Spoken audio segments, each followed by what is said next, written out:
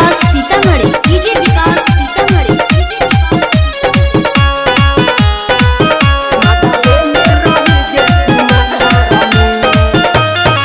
सैया से पहले रही गे हमर, पिया से पहले रही गे हमर, छोड़ा देला ही गे बुरा हाल में।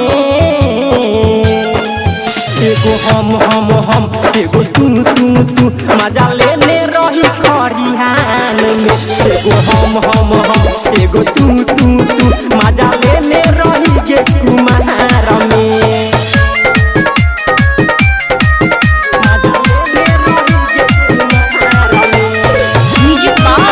डीजे विकास सीतामढ़ी, डीजे विकास सीतामढ़ी।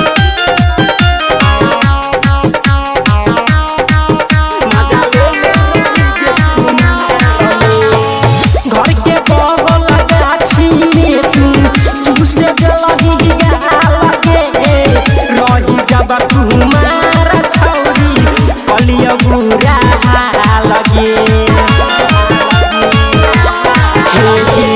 बगल से तू चल जाई छे बोलै नहीं छे माल गे रही जब तुम्हारा गोरकी कलिया बुरा हाल गे।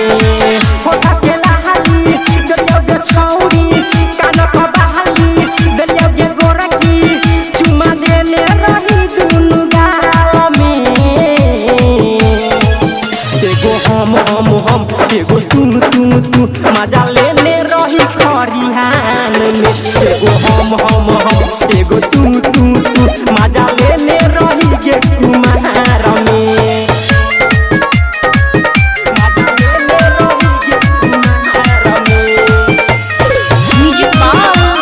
डीजे विकास सीतामढ़ी, डीजे विकास रिकॉर्डिंग स्टूडियो दरभंगा।